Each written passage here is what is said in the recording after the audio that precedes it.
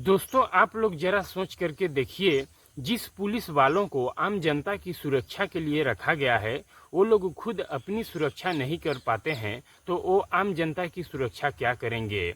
इस घटना में एक दरोगा की पत्नी अपनी हवस बुझाने के लिए अपने ही पति का कत्ल करा देती है। और जब आप लोग इस घटनाक्रम के बारे में जानेंगे तो आप लोग भी कहीं न कहीं सोचने पर मजबूर हो जाएंगे कि ऐसा कैसे हो सकता है। तो इस घटनाक्रम को जानने के लिए आप लोग हमारे वीडियो में अंत तक जरूर बने रहें, ताकि आप लोगों को अच्छे से समझ आए। और साथ ही साथ आप सभी से एक छोटा सा रिक्वेस्ट है कि अभी आप लोग हमारे चैनल पर नए हैं तो हमारे चैनल को सब्सक्राइब कर लेना और वीडियो को लाइक शेयर कर देना, ताकि हमारा भी हौसला बुलंद होता रहे दोस्तों आप लोगों के प्रति। तो आप सभी को नमस्कार, हम संतोष कुमार, आप देख रहे हैं संतोष क्राइम सफर। दोस्तों, आज की जो सच्ची घटना मैं आप लोगों को सुना रहा हूं वो है उत्तर प्रदेश के शाहजहांपुर शहर का।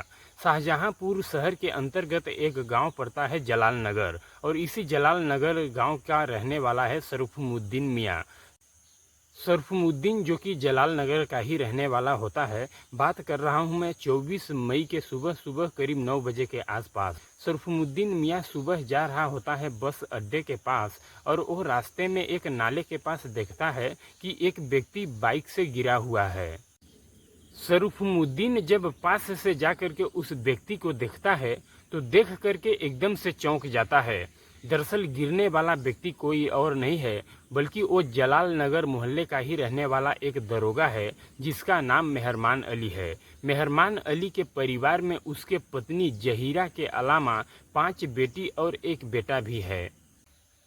शरफुमुद्दीन जो कि 1.5 साल पहले ही अपने बड़ी बेटी सबा की शादी अनीस से कर चुका है। अनीस जो कि अपने पत्नी को लेकर के अपने ससुराल में ही रहता है। अनीस जो कि ससुराल में रह करके अपना खुद का बिजनेस करता है। इस तरह का नज़ारा जब शरफुमुद्दीन देखता है तो वो भागते दौड़ते मेहरमान अली के घर जाता है, और मेहरमान अली के घर के बाहर उसका दामाद मिल जाता है और अपने दामाद से वो सारी सच्चाई बताता है।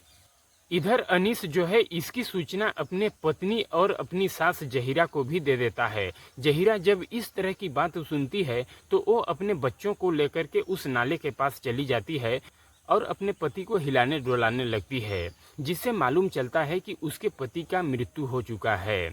फिर वहाँ के आसपास के लोग भी वहाँ पर इकट्ठे हो जाते हैं, और देखते ही देखते काफ़ी भीड़ हो जाती है, और फिर पुलिस को भी इसकी सूचना दे दी जाती है, और फिर पुलिस वहाँ पर तत्काल पहुँच जाती है अपने टीम के साथ।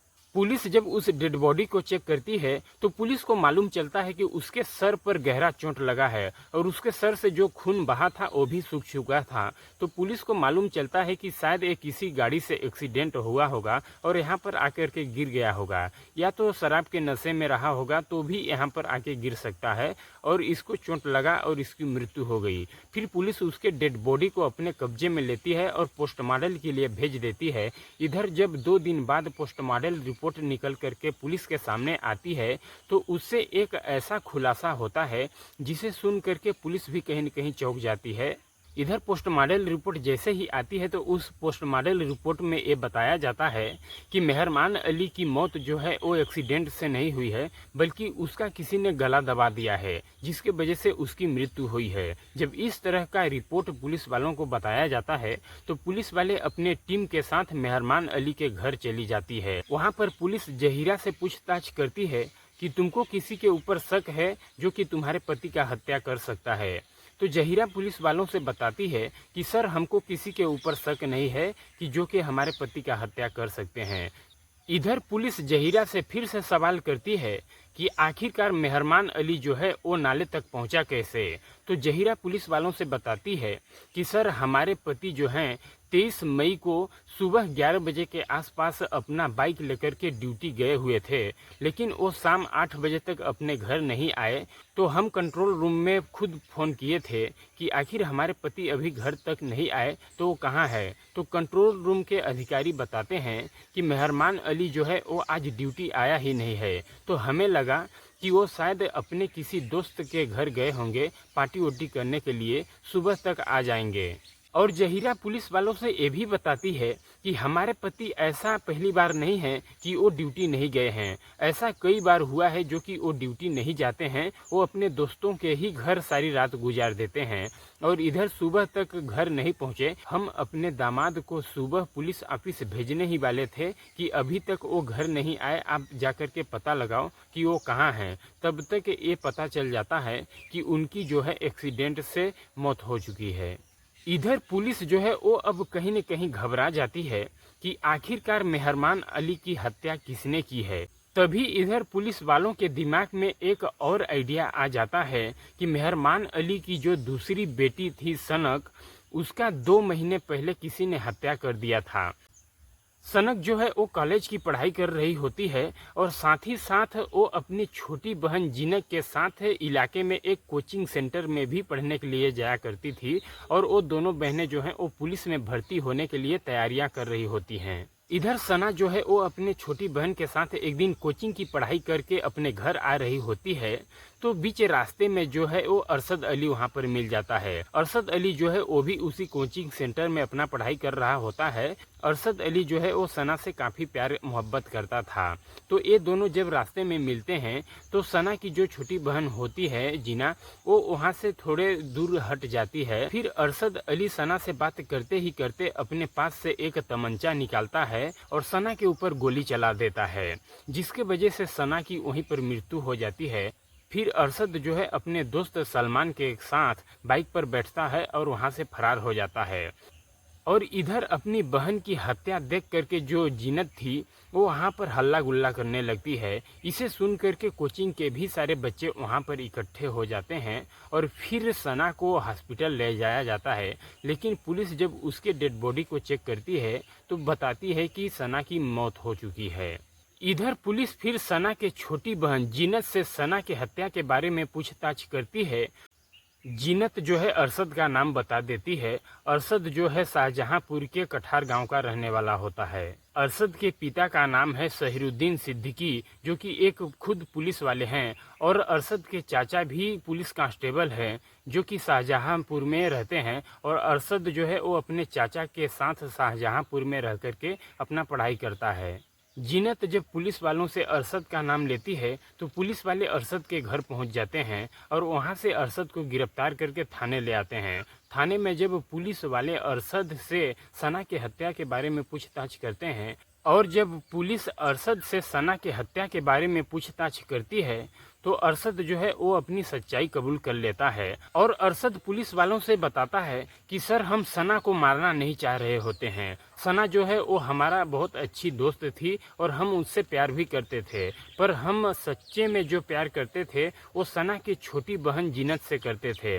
और जब हम जीनत से बातचीत करते थे तो सना जो है वो हम लोगों को देख नहीं पाती थी और वो काफ़ी गुस्साती थी। और हम जो है जीनत से शादी करना चाहते थे, पर सना जो है इसके लिए राजी नहीं थी। सना कहती थी कि हमारे रहते हुए तुम हमारी छोटी बहन से शादी नहीं कर सकते हो।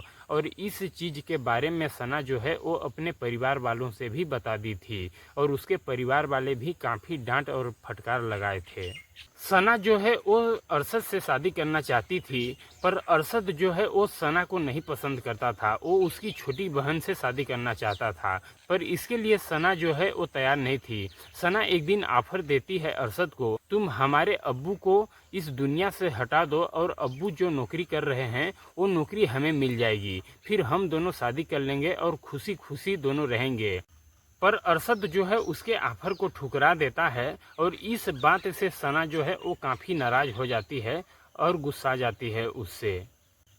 और फिर सना अरशद से कहती है, तुम हमारे रहते हुए हमारी छोटी बहन से शादी नहीं कर सकते हो। इस बात को लेकर सना जो है वो हल्ले गुल्ले करने लगती है और फिर अरशद जो है वो गुस्सा जाता है और गुस्से में आकर के फैसला ले लेता है, हम सना को इस दुनिया से हटा देंगे, इसके बाद हम उसकी छोटी बहन जिन्नत से शादी कर लेंगे। जब इस तरह का बात अरशद पुलिस वालों से बताता है तो अरशद के ही बयान पर पुलिस जो है सलमान को भी गिरफ्तार करती है और इन दोनों को जिला अदालत में पेश करती है और फिर इन दोनों को जेल भेज देती है। फिर पुलिस वालों को वो हत्या याद आती है कि कहीं मेहरमान अली की हत्या जो है जहीरा खान के परिवार वालों ने ही तो नहीं कराया है। फिर पुलिस अपने टीम के साथ एक बार जहीरा खान के घर जाती है और उसके सभी बच्चे और बच्चियों को एक साथ अलग अलग बैठा करके बारी बारी से पूछताछ करती है। तो सभी के बयान जो है वो अलग अलग आते हैं। और जहीदा पुलिस वालों से ये भी बताई थी कि उसके पति जो हैं वो 23 मई को 11 बजे के आसपास ड्यूटी के लिए निकले थे, लेकिन पुलिस वाले थाने में जाकर के पता लगाते हैं तो ये मालूम चलता है कि उसके पति जो हैं वो ड्यूटी ही नहीं आए हैं। लेकिन पुलिस जब जहीदा खान के घर से बाहर निकलती है पूछताछ करने के बाद, तो वो देखती है कि उसके घर के बाहर एक दीवार पर सीसीटीवी कैमरा लगा हुआ है और उस सीसीटीवी कैमरे का जो रूह है वो जहीदा खान के घर के तरफ ही है। जब पुलिस वाले उस सीसीटीवी कैमरे के फुटेज को खंगालते हैं तो आखिरकार सारी सच्चाई सामने निकल करके आ जाती हैं। उस सीसीटीवी कैमरे में साफ साफ ये दिखता है कि मेहरमान अली जो है वो सुबह 9 बजे के आसपास अपना ड्यूटी पूरा करके अपने घर आता है और घर के अंदर चला जाता है। करीब 2 घंटे बाद 10 साढ़े 10 बजे के आसपास 2 और व्यक्ति उसके घर के अंदर जाते हैं और वो व्यक्ति घर से बाहर नहीं निकलते हैं। और इधर दिन से रात हो जाती है।